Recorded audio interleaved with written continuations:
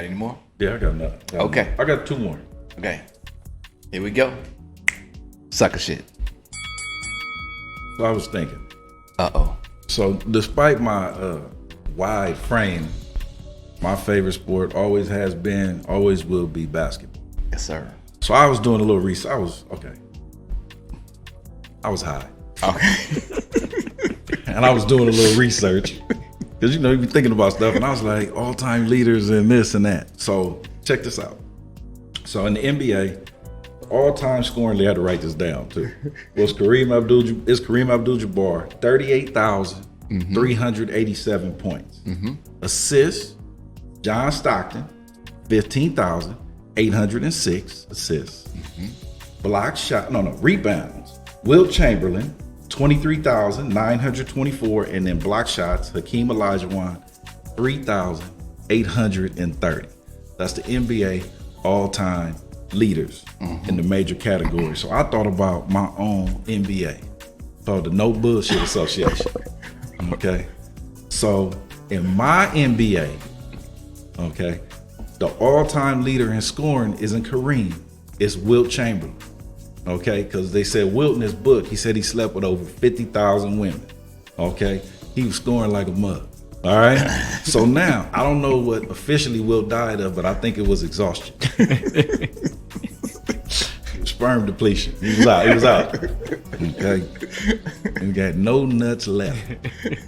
Now, the all-time leader in my NBA in assists is not one person. It's a group. It's the wingmen. Okay, so for y'all to, well, if you don't know this, whatever, I'm gonna help you.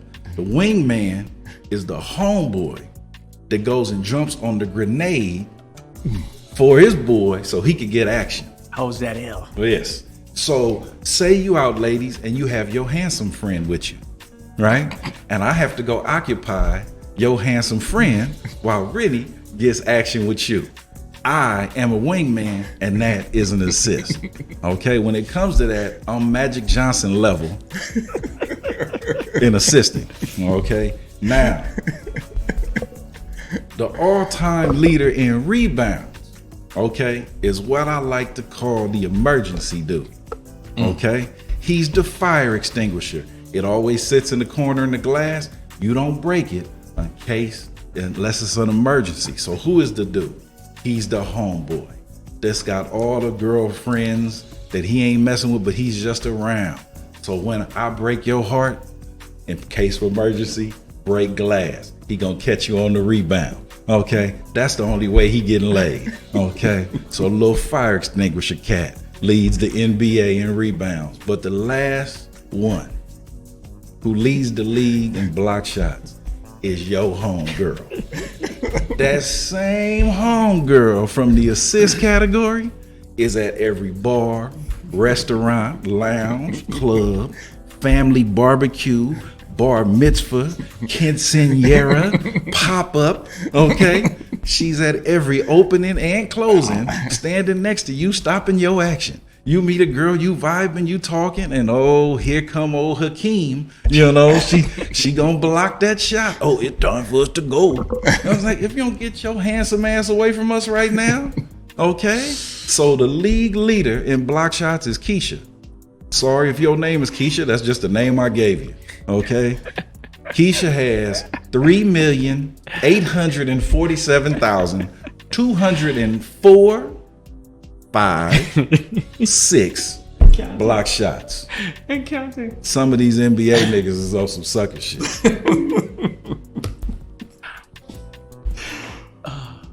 Wow. That was, yeah. Well, you know, another lie that we've been told, there's people, well, I'm grown. Okay. In your scenario, the kid needs the parent to flip the light switch and give counsel. Well, just because you're grown doesn't mean you don't have counsel anymore. Now, in a perfect world, you can flip your own light switch. But there are times when, just like you said, your friend needs to remind you, hey man, you a good dude. Mm-hmm. I've had to be reminded. Hey, you a good, and I've also been reminded the opposite. My sister told me one day, she said, I love you, but I don't like you. Yeah, hey. And she was spot on, because I was tripping.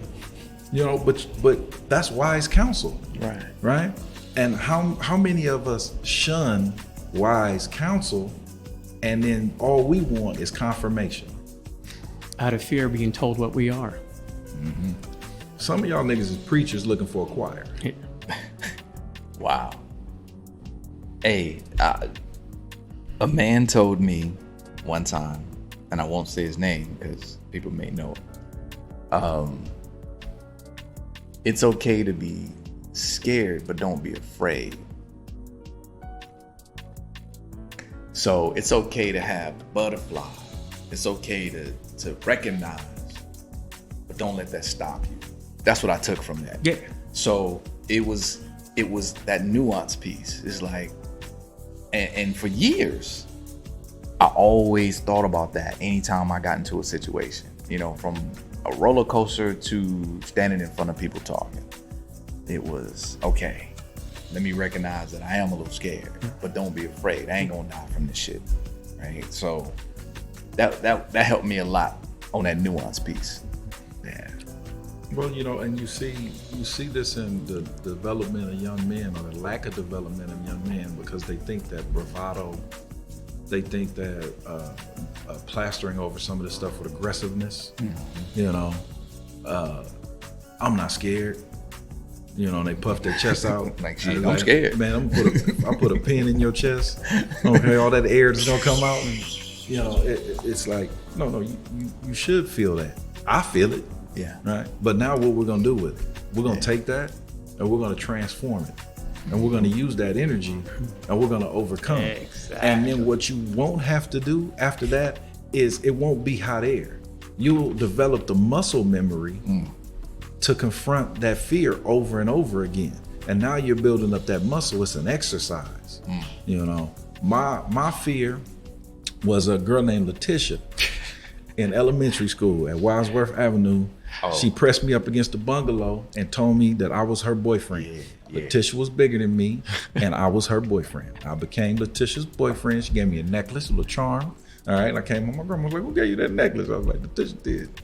So, she had planned that out. Yeah. And so, you know, she could sit and watch me play basketball and everything. And hey, if you out there, Letitia, I don't remember your last name, but you punked me pretty good.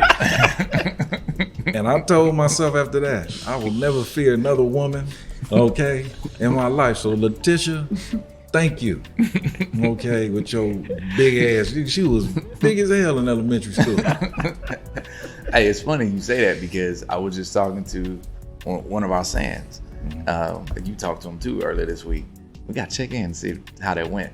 And he brought up this specific, he was interviewing for another position in the job.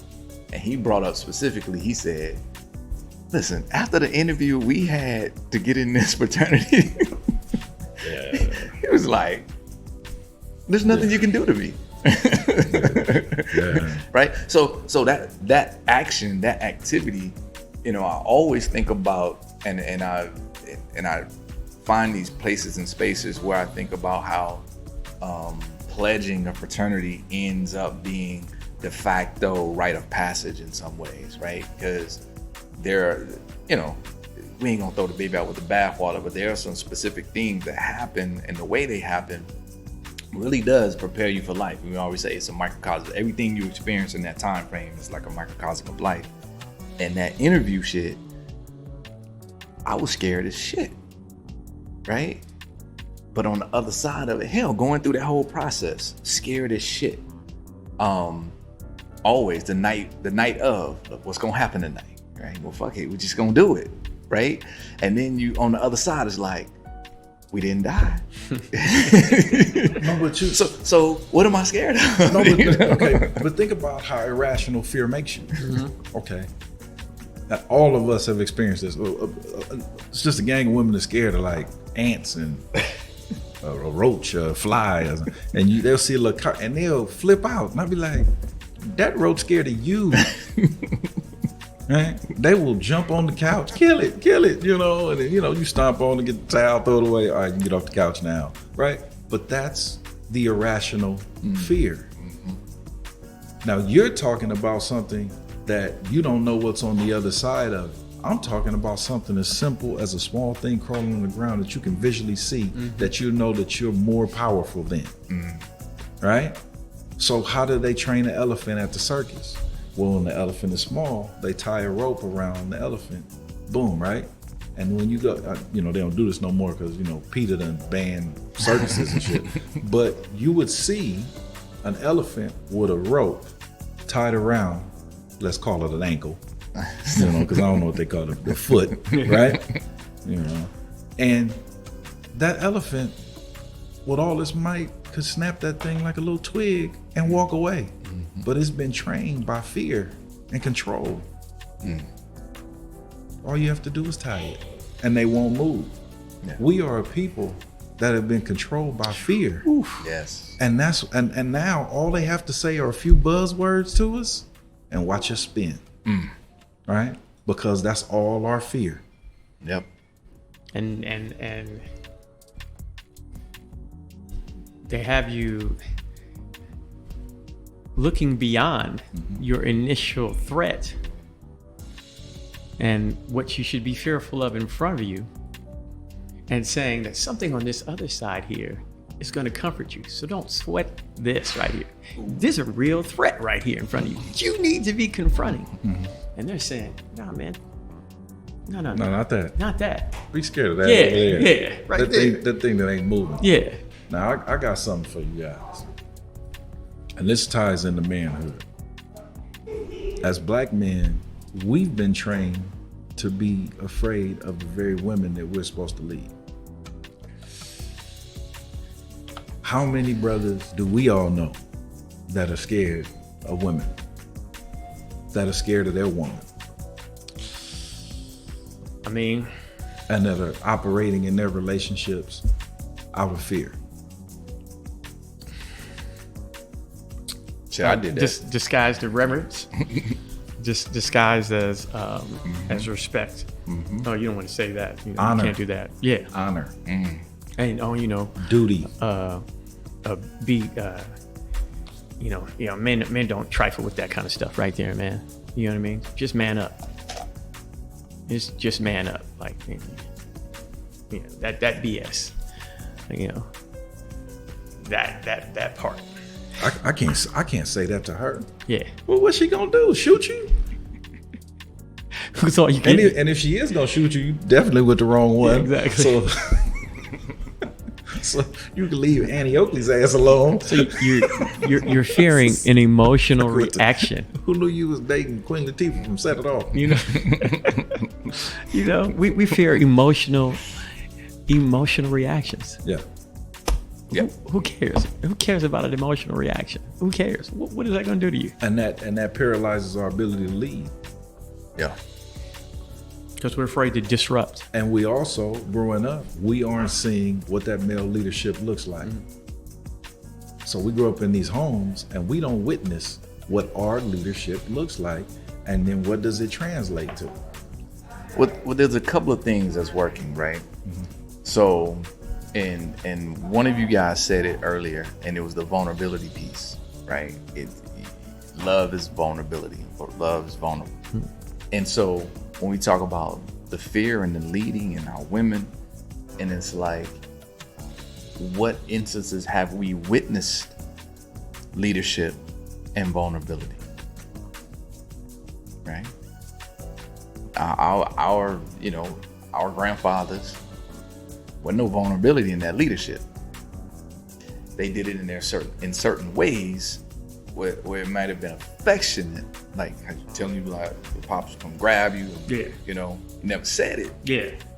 But he showed it. Yeah. Right. But the flip side of that is, at what point do we see leadership and vulnerability at the same time? I saw a vacuum.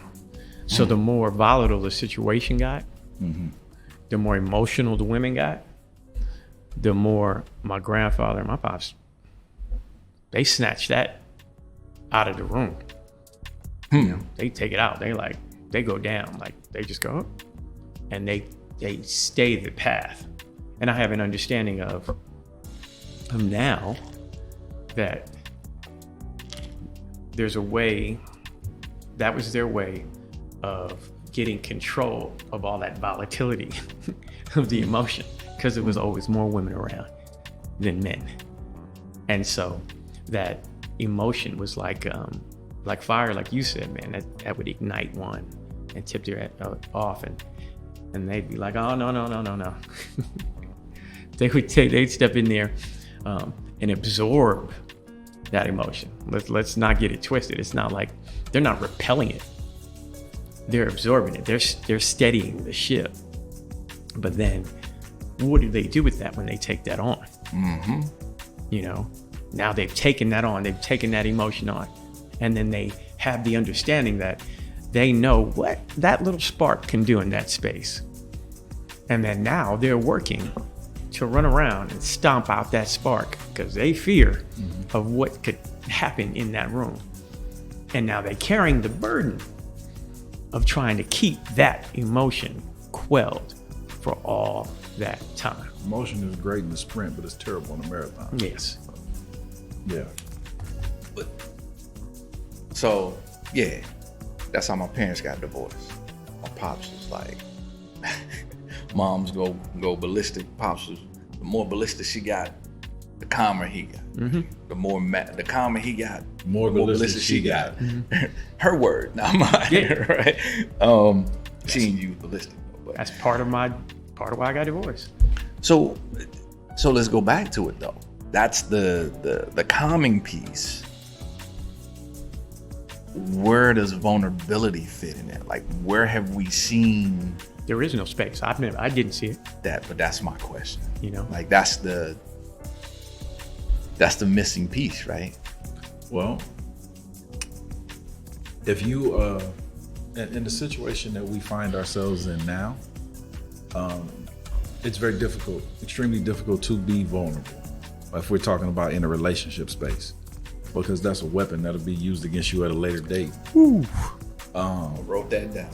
Weaponized against black. So most of the time when I choose to be vulnerable is with like you guys, sharing things with you, different fears, thoughts, concerns that I'm having. And that doesn't mean that I won't share things with the woman I'm with, but I won't present it in that way, right? I think of it as, I'm the mic stand and you the Temptations. And you dance all over the damn stage and you come back to me, and that's how my mind works. I'm not saying that that's the best thing or, and other people say, oh, you should, but I've seen it become baseball bat in a billy club down the road, so that's been the decision that I've made, okay? And maybe it's just I need to do more self-work and maybe I'll attract somebody that's a little bit more evolved, okay? But I don't think that the upbringing and the training that most of us are going through equips us to understand male vulnerability. Or even gives us the space to do it. And I mean, I just stopped sharing it to women. Like, you get in these, specifically when you're in your 20s, you know what I mean? And then you get into this super intimate space with a woman that you love, 20s, late 20s, early 30s, and they're sharing the most vulnerable things with you, right? And for you, you're taking all that in, and then you're using that in a space of gaining understanding. Yeah. So, hey man, when I do this kind of triggers this. Even before you knew what these words were, like triggers and things like that. You got an understanding of it. And then what do? You go ahead and reveal something in that because you think you're in the tree of trust. And then in this, you do something. It's going to happen. You do something, and there's a space where you've hurt this woman. It just happens. And then that piece of vulnerability that you put out there, completely out of context, inapplicable to the situation Oh, it's coming. comes back like a friggin' dart, sword Yeah. to attack you with. Okay. And it's wielded against you like a sting, fortress around my heart. And he makes the analogy, you know, as I across the lands I've known, I recognize the field where I once played, had to stop in my tracks for fear of walking on the mines I laid. Like he's talking about, I'm coming back through the shit that I did, and now the stuff is coming back, except this time, like it's not supposed to come back like that, because never in that space do I ever say, man, you doing this because your daddy, yada, yada, yada. Exactly. You know, and you only like this because your mama did, yada, yada. It would never, ever. And I don't know the dudes that do this. And not to say that dudes, those dudes don't exist. Them Right. dudes, there's some sucker ass cats out there. Of course. But the cats I know don't wield your vulnerability back at you as a weapon to hurt you. We'll do some fucked up shit inadvertently. It may hurt you to your core. We may do some selfish shit in the process of being self-indulgent and hurt you to the core. Yeah. But what we're not going to do is take something that you told us in confidence and then wield it back at you. And from 17 to 40, every woman I had ever been with, 17 to 45, has taken something that I had said in confidence and thrown it back at me. Now, that could be part of my choices and who I choose.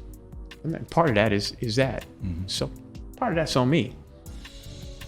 But I'm a pretty evolved cat, and there's a diverse group of women there, and all of them have managed to do it. So what does that say? Well, I'm just spitballing here, you know, Yeah. but there's some fear in there. Mm-hmm. There's, you have this emotion, you have these feelings, and they might be tied to childhood. They may be tied to previous relationships. They may be tied to parents, siblings. They may be tied to any kind of events.